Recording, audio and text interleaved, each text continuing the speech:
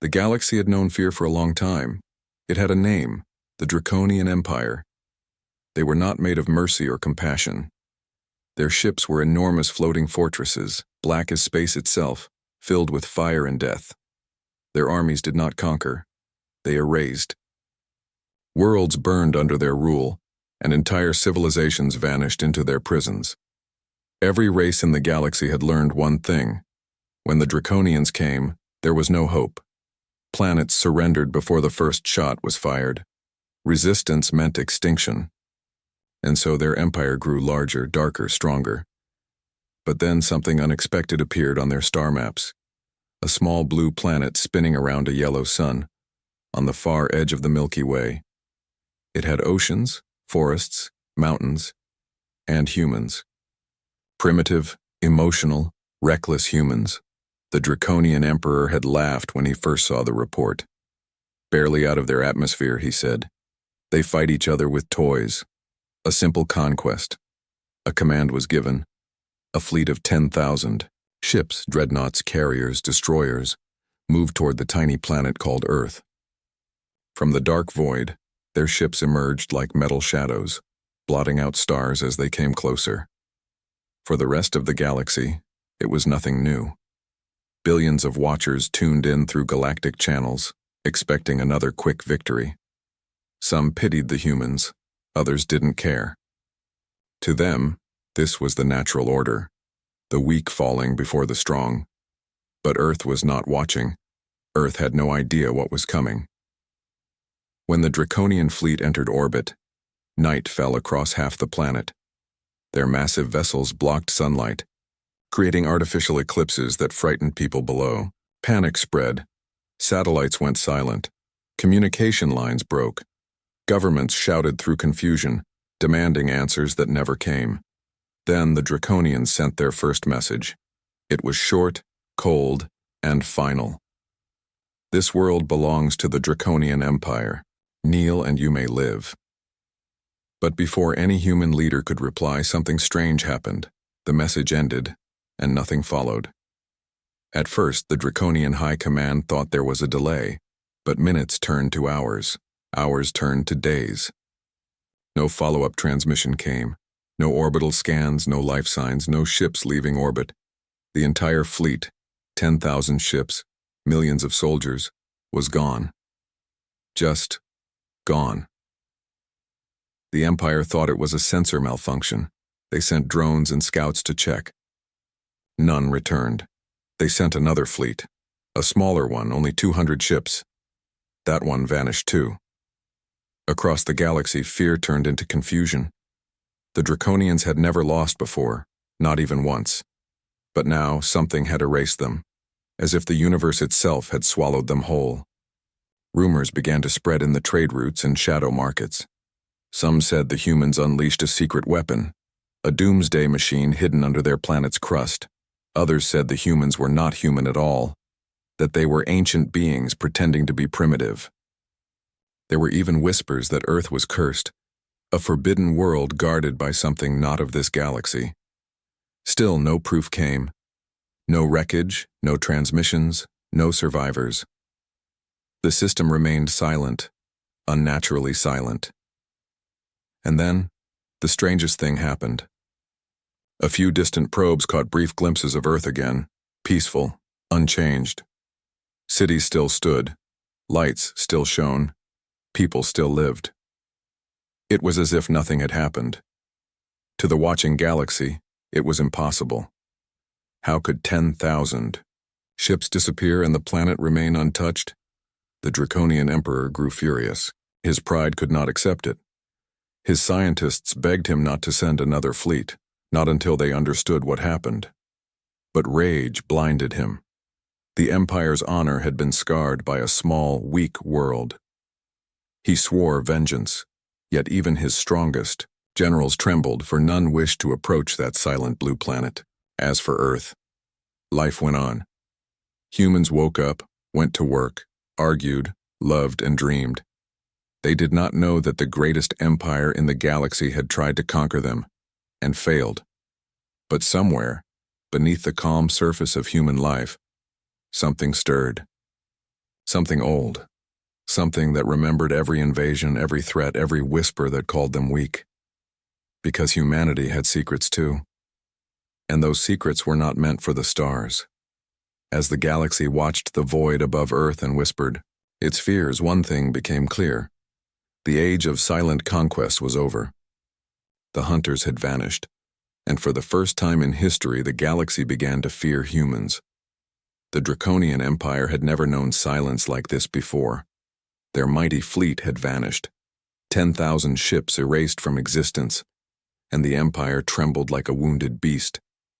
For the first time in centuries, fear spread through their own halls.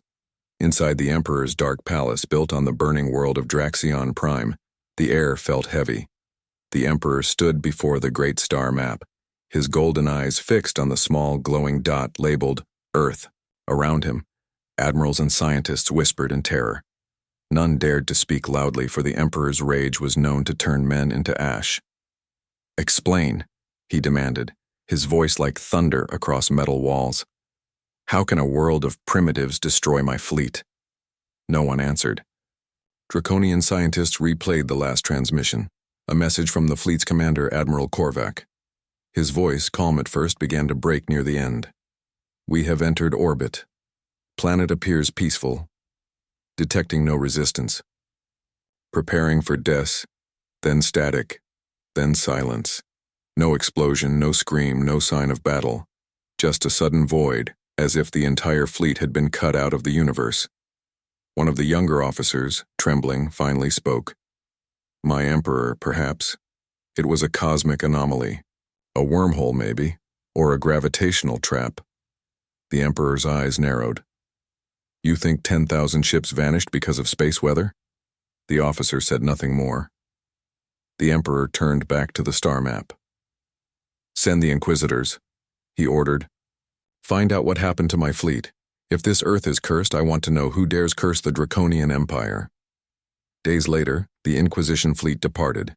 200 sleek black ships armed with every scanner and sensor known to science. The galaxy watched their journey through the dark. Many races prayed for them. Others waited for more silence. As they neared Earth's system, they moved carefully, almost whispering through space. The commander, Lady Varen, was one of the bravest in the Empire, a soldier with ice in her veins. But even she felt something strange as they entered the solar system. "Report," she said. "Planet ahead, Commander," her navigator replied. "Blue-green world. Normal life readings. No sign of battle debris." "No wreckage?" she asked. "No metal fragments, no energy residue?" "None. It's clean. Too clean." The crew exchanged nervous glances. Everyone expected at least traces of the lost fleet, radiation, wrecks, or broken hulls. But there was nothing. The space around Earth felt untouched. They sent probes closer. Cameras showed clouds, oceans, and the gentle glow of city lights. It looked peaceful, quiet, alive. "Impossible," whispered one officer. "They were supposed to conquer it." Lady Varen leaned closer to the screen. "Patch into human transmissions. I want to know what they say about us." Static filled the room, then human voices came through, laughing, arguing, singing. The humans didn't sound like a people who had fought a war. They were living. Normally, unaware that an empire of monsters had ever come for them. "Could they have forgotten?" asked her lieutenant. "Or survived something we cannot detect?" Varen frowned. "No, I think something else happened here." She ordered one probe to descend lower into the atmosphere. It captured images of cities, cars, forests, even children playing in the streets. Everything looked normal, almost too normal. Then suddenly the probe's signal blurred. "Commander, the probe's losing connection." "Stabilize it," she barked. "We're trying. Wait, something's interfering with..." The screen turned black. One by one, the other probes followed. Every signal cut off the moment they passed through Earth's upper atmosphere. Lady Varen's heart raced. "What was that?" Her science officer spoke in a hushed tone. "Commander, it wasn't a malfunction. Something is blocking us. Some kind of energy field. not natural. Show me. A holographic image appeared. A faint, invisible sphere surrounding Earth. It pulsed like a heartbeat. Varen stared at it. A defense shield? No, not like any we've seen. It's alive. The word hung in the air. Alive. The Emperor's orders were clear. Find the truth. So Lady Varen decided to risk it all. She sent a coded transmission back to Draxion Prime. The planet is protected by an unknown field. Possibly conscious. Continuing investigation. That was the last message the Draconian Empire ever received from her. Within minutes of that transmission, every ship in her fleet vanished. No explosion, no signal, no sound. Just like before, across the galaxy, panic spread. The Empire's enemies began to whisper that the age of the Draconians was ending. Some said the humans had gods. Others said the planet itself was a weapon, but the humans, they still lived quietly. They still dreamed under the same skies. And yet if one looked closely, deep enough into their history, their legends, their myths, there were hints of something ancient sleeping beneath the earth, something that had promised long ago. If the stars ever bring war to this home, I will awaken, and it had kept its promise. For months after the Second Fleet vanished, the galaxy was restless. From the shining cities of the Varn Dominion to the icy moons of the Talari Confederacy, everyone whispered the same name. Earth. It was no longer a quiet world. It was a mystery, a warning, a ghost story told even among children of distant stars. Yet on Earth itself, life went on as if nothing had happened. Humans woke to their alarms, went to work, watched the news, and complained about the weather. No one knew that the most feared empire in the galaxy had disappeared just above their sky. No one knew that far beyond the clouds, thousands of warships had been erased in silence. But deep within the earth, far below cities, oceans, and mountains, something had changed. In the forgotten dark, beneath layers of ancient stone, an awakening began. It started with vibrations, small at first like whispers through the soil, then stronger. Sensors in secret human research bases picked up strange readings, energy pulses coming from deep underground. At first, scientists thought it was seismic activity. But then the pulses formed patterns, rhythms, almost like a heartbeat. In a hidden facility in Siberia, an old man named Dr. Elias Rowan watched the readings on his screen with trembling hands. He had spent his entire life studying the Black Zone, an unexplained region beneath Earth's crust where signals always died. Governments had ignored him, calling his work superstition. But now the data was clear. Something under Earth had woken up. He leaned closer to the monitor and whispered, "It's responding to something, something from above." Across the planet, strange phenomena appeared. The auroras brightened and changed color, glowing with unknown symbols. Animals behaved strangely. Whales sang patterns in the oceans. Birds circled the skies in perfect spirals. And some people, a few rare humans, and began to dream. They dreamed of vast metallic halls buried deep below, of silver machines shaped like wings and eyes, of ancient beings that slept in silence for millennia. In those dreams a voice spoke, calm, deep, and filled with sorrow. "We once guarded this world, and now we wake again." Dr. Rowan was not the only one who noticed. Hidden satellites began to malfunction as they passed over certain coordinates. The signals vanished for minutes, then returned, scrambled, showing brief images of something enormous moving beneath the Earth's surface. Governments panicked quietly. Secret meetings were held between world leaders. But no one could agree on what to do. "What if it's alien?" one asked. "What if it's ours?" whispered another. In truth, no one knew. Humanity had always believed it was alone and weak. But now, something from its deepest past was rising to defend it. Far away, in the silent corners of the galaxy, other civilizations watched in fear. The Draconian Empire's worlds grew cold with terror. They had lost 2 entire fleets and no one dared send a third. The Emperor's rage had turned to paranoia. He ordered spies and informants to search ancient galactic archives for any mention of Earth. After months of searching, they found something, a text older than their empire itself. It was a warning written by a forgotten race. "Beware the blue world. It carries the seed of the first ones.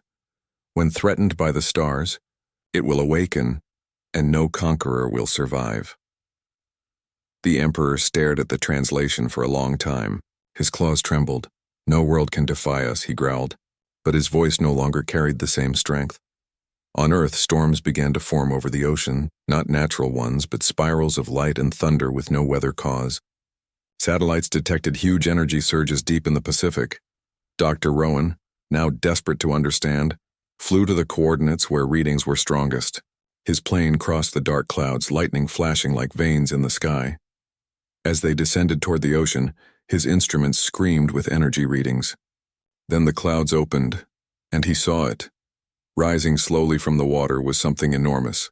Not metal, not rock, but something in between. Its surface shimmered with strange symbols glowing faintly blue. The ocean fell silent around it as if even the waves dared not move. Dr. Rowan whispered, "It's not a weapon. It's a guardian." The structure's eye-like surface opened, and a single pulse of light reached toward the heavens, far beyond the atmosphere, far enough for distant satellites to see. That pulse carried a message, written in energy no known machine could translate.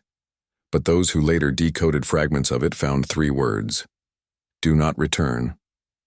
For the first time in human history, Earth spoke, not with radios or satellites, but with something ancient that had slept within it since the dawn of time.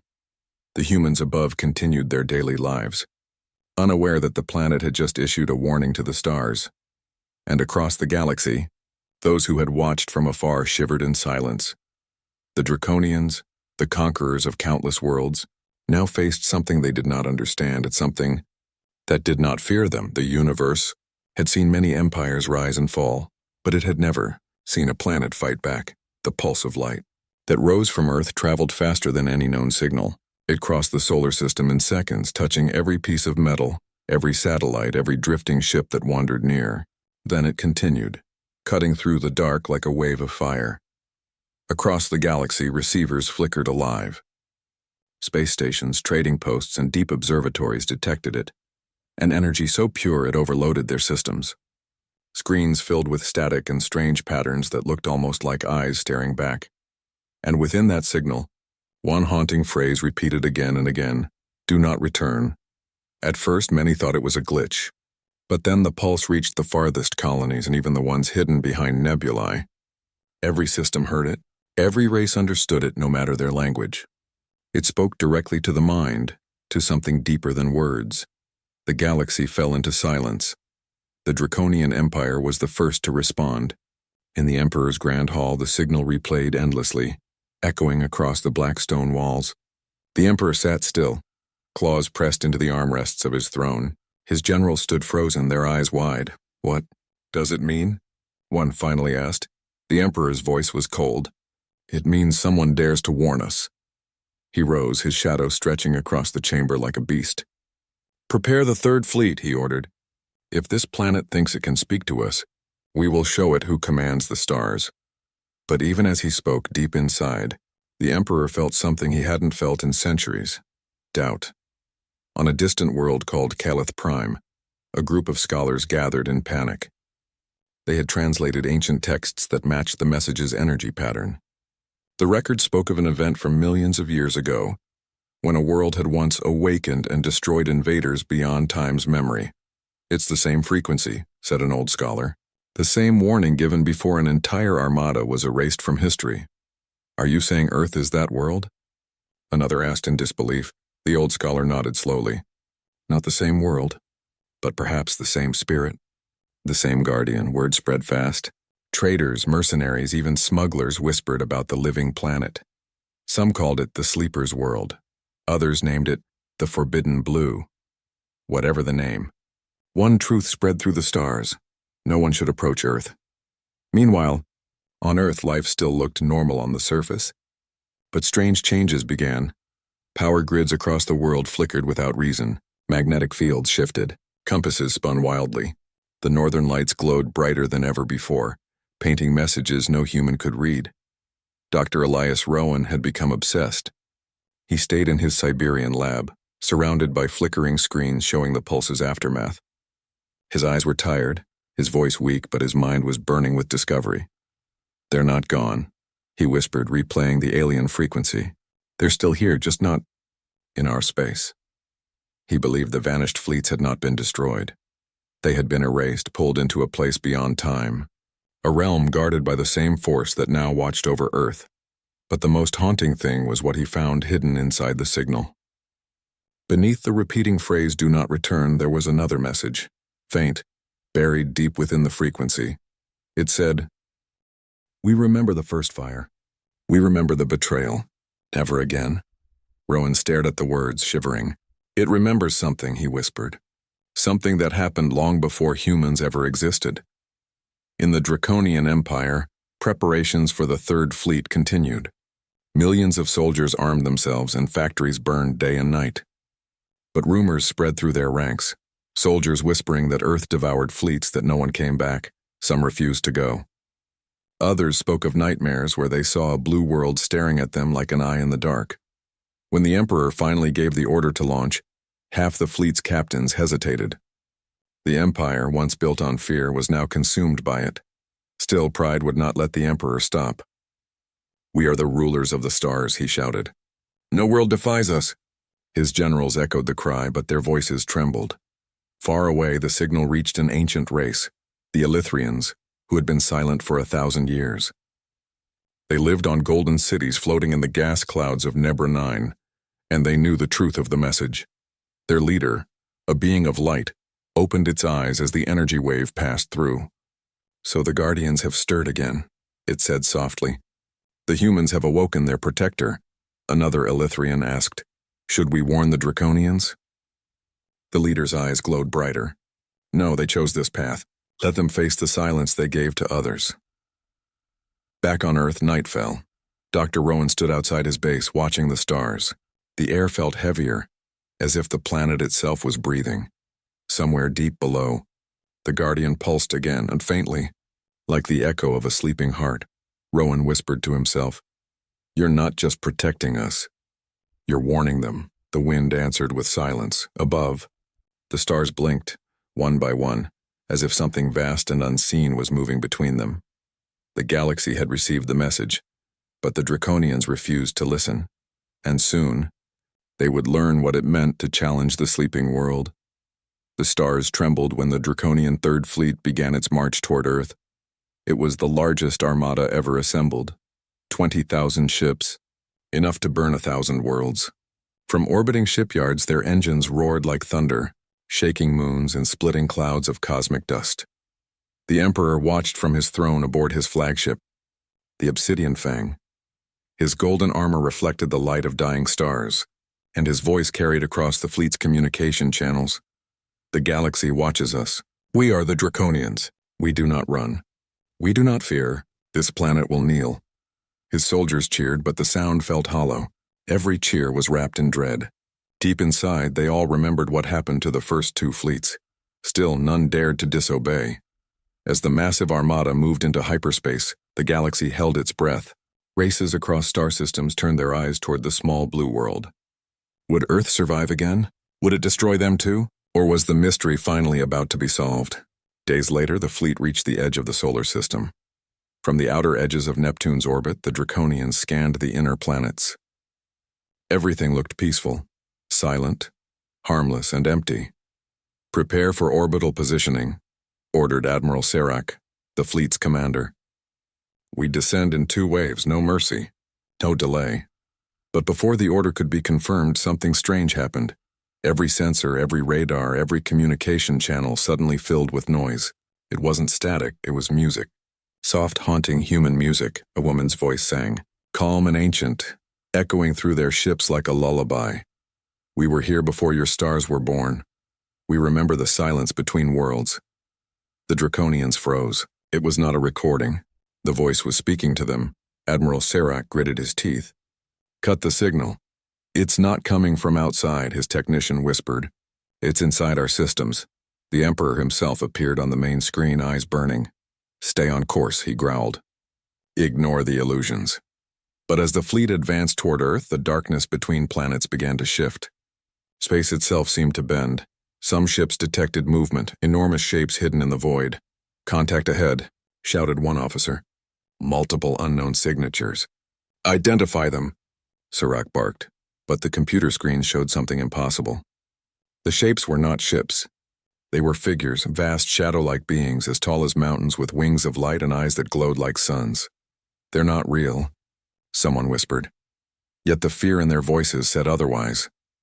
The beings moved silently through the fleet. Their presence felt more than seen. As they passed, systems died. Lights dimmed. Engines stopped. Entire ships went dark, drifting in perfect stillness. Then from every speaker the voice returned. We warned you. You brought fire to a sleeping world. Now, you will learn silence. Panic spread. Thousands of ships tried to retreat. Others opened fire blindly into the dark, their plasma bolts vanishing before hitting anything. On his flagship, the Emperor roared, "Fight back! I am the ruler of all creation."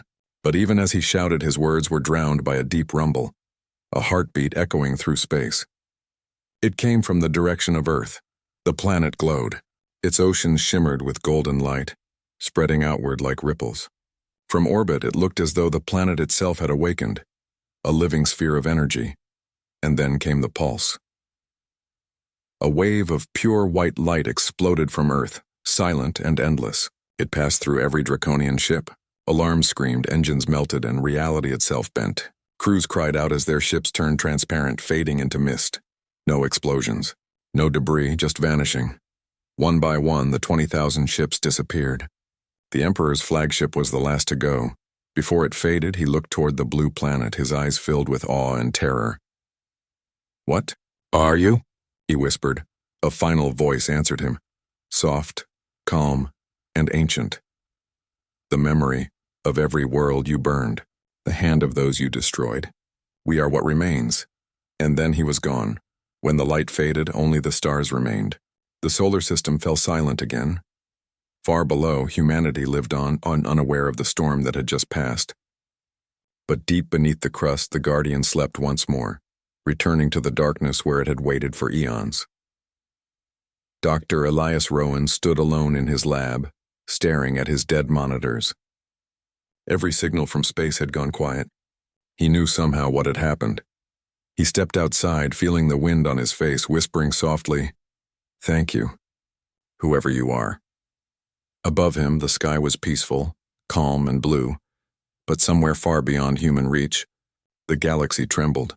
The Draconian Empire, the mightiest force ever known, had been erased from existence. And now, the galaxy understood what Earth truly was. Not a weak planet, not a forgotten world, but a silent power, a sleeping guardian that awakened only when threatened. Universe would never look at humanity the same way again. When the Third Fleet vanished, the galaxy stopped breathing. For weeks, silence spread across star systems like a shadow. Trade routes went empty. Governments closed their borders. The great powers of the stars, who once laughed at humanity, now spoke in whispers when they said the word Earth. On the galactic net, messages poured in from terrified worlds. "Did you hear? They destroyed the Draconians." No, they didn't destroy them. They erased them. What is Earth? What kind of weapon do they hide? No one knew the truth. But everyone agreed on one thing. The Draconian Empire, once the terror of creation, was gone. Completely gone. Even their homeworld, Draxion Prime, was silent. Ships sent to investigate found an empty system. No cities, no signals, no survivors. It was as if the planet itself had been unmade, turned into dust under the stars. The galaxy had seen empires fall before, but never like this. Never without battle, without wreckage, without even a scream. In the shining cities of the Elythrians, the ancient race who had once ruled the heavens, the Council of Light gathered. Their forms shimmered like starlight as they studied the recordings of Earth's last energy pulse. "It is confirmed," said one of them softly. "The signature matches the old ones." The chamber went silent. None dared speak for a long time. Finally, their leader, the First Radiant, spoke in a voice like wind through glass. "The Guardians have returned." Another elder shook his head. "We thought they were myths, protectors of balance created by the first ones before time." "They were not myths," the Radiant replied. "They were sleeping, hidden within young worlds that needed protection. And Earth? Someone asked quietly. Earth, said the Radiant, is one of them, a seed of the old Guardians. The humans are living upon something older than their own sun. Across the galaxy, panic turned into fear, and fear turned into worship. Some called Earth the Holy World. Pilgrims began traveling toward its region, hoping to catch a glimpse of the blue planet that could destroy empires. Others declared it cursed, a place where even gods vanished. The Galactic Senate tried to forbid travel to the solar system, but their commands were ignored. Curiosity burned brighter than fear. One race, the timid Ilari, built shrines in Earth's image, praying for its protection. Another, the warlike Zorans, vowed never to approach it again. The galaxy was changing and humanity didn't even know it. On Earth, the world was quiet. The skies were clear. Life moved on as if nothing had happened. But deep within his lab, Dr. Elias Rowan couldn't sleep. Every night he replayed the faint remnants of the last energy pulse. Every night he found something new. Hidden codes, patterns that didn't belong to human science. It was like trying to listen to the heartbeat of the planet itself. Sometimes, when he was alone, he swore he could hear whispers in the static. We are awake, but only for a while. Sleep must return until the next storm comes. He didn't know if it was real, or just his mind trying to make sense of the impossible. But deep down, he felt something. Gratitude, sadness, and a strange connection, as if the Earth itself had spoken through him. He started keeping a journal, writing everything he learned. He called it the Guardian Hypothesis. He wrote, "The Earth is not just alive, it remembers. Every act of kindness, every cruelty, every war, and it remembers. Perhaps it waited until humanity was ready, until we were worth protecting." He smiled sadly. "Maybe we don't deserve it," he whispered to himself. Meanwhile, across the stars, fleets and armies began to shrink. No one wanted to risk angering the silent world. Empires that had enslaved planets for centuries started to release their captives, afraid that whatever had taken the Draconians might come for them next. In the galaxy's darkest corners, criminals and tyrants burned offerings to the mysterious planet, begging for mercy from something they did not understand. But not all saw. Earth with fear, a few brave explorers and humans who had secretly built ships, capable of deep travel, began sending small probes into space. They wanted to see how far they could go, unaware that their little planet had become the most feared place in the universe. When their first signals reached neighboring systems, the receivers went offline instantly. The nearby worlds shut down communication. No one wanted to draw the Guardians' attention. And yet somewhere in the stars, someone was watching them. Not with hate, but with quiet curiosity. The Elithrians observed, their ancient eyes filled with wonder. "They do not even know what they are," said one. "Perhaps that is what makes them strong," answered another. One night, Dr. Rowan stood outside his observatory. The wind was cold and the stars glowed softly above him. He closed his eyes and whispered, "If you can hear me, thank you for protecting us." The ground trembled slightly beneath his feet, gentle as a sigh. The trees rustled, though there was no wind. For a moment, he thought he saw a light move beneath the soil and a faint, pulsing glow that faded quickly. It was as if the Earth itself had answered. Across the galaxy, the name Earth became both a legend and a warning. Children of distant races grew up hearing bedtime stories about the sleeping planet that devoured invaders.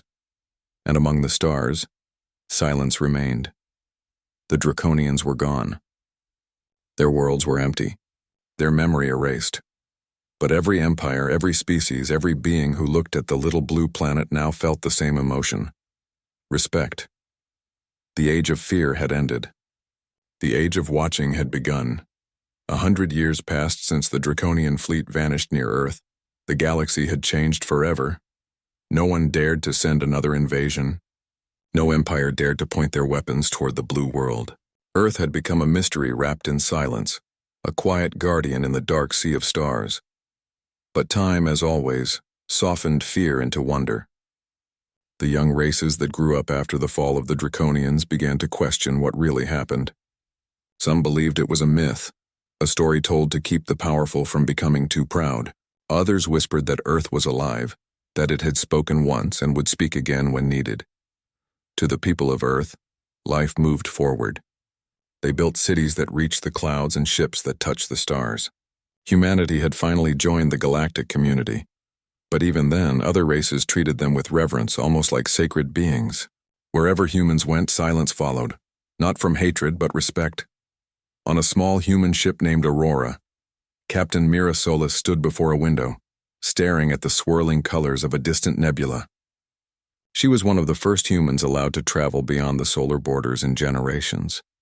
She had grown up hearing stories about the day the Draconians disappeared. Her grandmother used to tell her, "Never forget, child. The Earth is not just our home. It's our protector." Mira never truly believed it, but deep down, she felt a strange pride whenever she looked back at her planet. Small, blue and humble, yet feared by the stars. One night, while the Aurora drifted near an uncharted system, the ship's sensors picked up a faint distress signal. It came from an old Draconian frequency. Impossible, since the Draconians were gone.